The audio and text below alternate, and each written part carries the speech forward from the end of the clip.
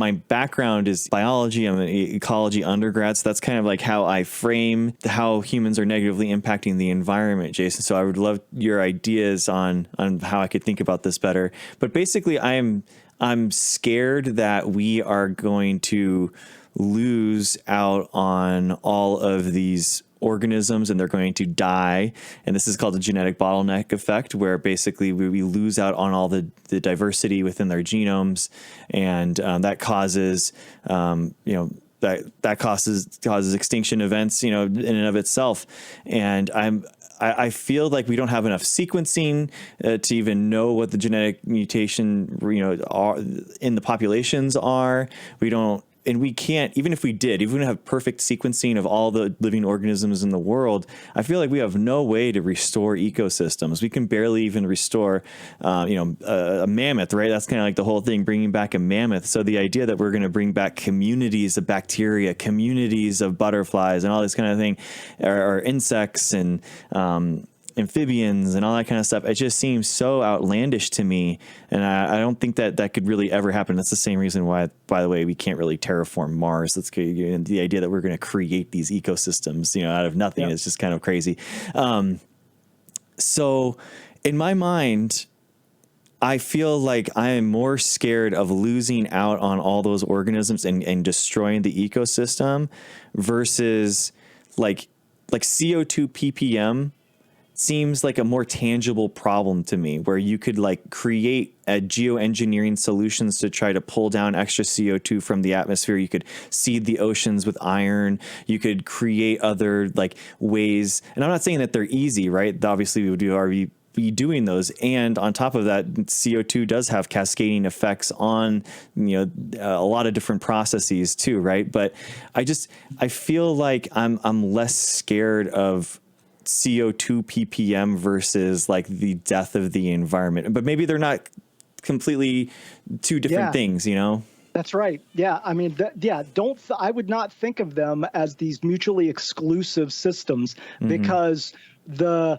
effects of greenhouse gas emissions are a driving force for what's going on with species diversity and the problems that you're seeing. Now, again, I mentioned before that it's not the only thing, but it's a driving force. When we change temperatures and we increase the amount of heat that the planet is retaining, we know for a fact that when that happens over long periods of time, that those slight changes change ecosystems dramatically, and those changes of those ecosystems are having the effects of like red coral dying out, or like you were saying, like the number of species that have gone extinct over the last like 50 to 70 years has gone up tremendously. And so I would not think of them as these disconnected aspects. I mean, I understand the interests of the final outcome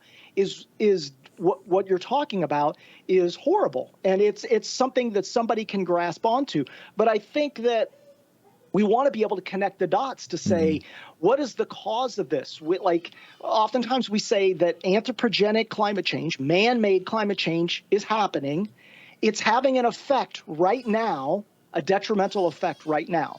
So we need to somehow communicate that the causes of climate change are man-made, that they are caused by primarily greenhouse gas emissions, and it's a driving force to what the things that you're seeing. So if you want to try to affect change in those areas from a climate scientist perspective, then we need to come up with either adaptation or mitigation issues to address that. And the adaptation, while I agree, like the geoengineering, those types of things are viable. The number one way is to not put it into the atmosphere. And so, we know that when they talk about tipping points, like, are we at a tipping point? Have we passed a tipping point? Lots of folks have said we've already passed a point of no return at this point. But my particular position is there's always time to try to make change. I don't want to try to communicate that it's hopeless. It's not hopeless, and ecosystems can revive themselves. Ecosystems are very robust, and I know some species are dying off, but I think that I just think that the way to address that question is to not separate the issue that you're talking about from the core reasonings around why that's happening.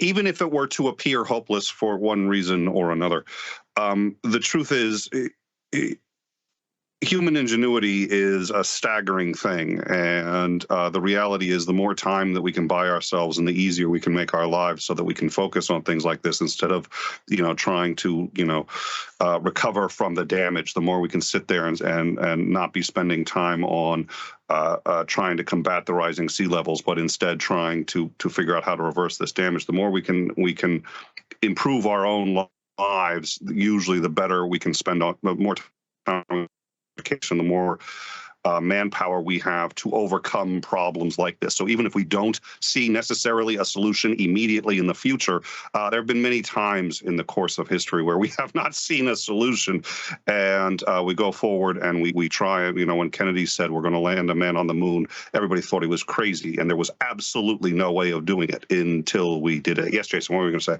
Okay, I just want to, this is very quickly, Nick, because somebody was mentioning in the chat, it's like Daryl Frost was saying that he'd still like an answer on how CO2 creates warming. We're often told that it does. What's the mechanism? So I'm just going to give like the 35-second, 45-second answer is that so there's what's called shortwave radiation and longwave radiation. Shortwave radiation is what the sun gives off. The sun gives off shortwave radiation. It goes through the atmosphere. It hits the atmosphere. Some of it reflects back. Some of it hits the earth. When it hits the earth absorbs that heat. And when that heat is absorbed and then re-radiated, that re-radiation is called long-wave radiation. It's radiation with a longer wavelength. That long-wave radiation, that wavelength, just happens to be at the wavelength where CO2 and greenhouse gas emissions collect in the atmosphere. So what ends up happening is the sun can go, the solar radiation can come through, but when that long wave radiation is emitted, it just happens to be at the wavelength where CO2 and greenhouse gas emissions are. And those CO2 and greenhouse gas emissions block that energy from escaping.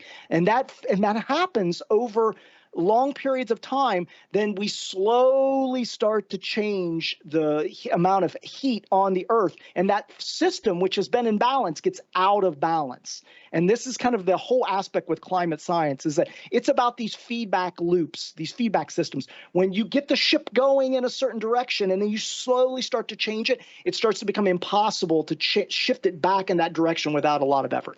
So that's kind of the short answer. A great example of that feedback loop is when the glaciers are melting, and then the glaciers, since they're white, they're not able to bounce a lot of that energy off, exactly. And now the Earth is actually absorbing that heat and getting it hotter, and it's just getting hot. That's right. That's exactly right. And sometimes people talk also about a theory called snowball Earth theory. If the Earth gets covered in snow, how can it ever get out of it, given the fact that all the sun, the radiation is being reflected off, there's no heat being absorbed? And the answer is chemical weathering and greenhouse gas emissions due to things like volcanoes, et cetera. And we've had this happen in the past where the Earth was covered a lot in snow, and there were cycles that allowed the energy the heat to actually be retained and get us out of that.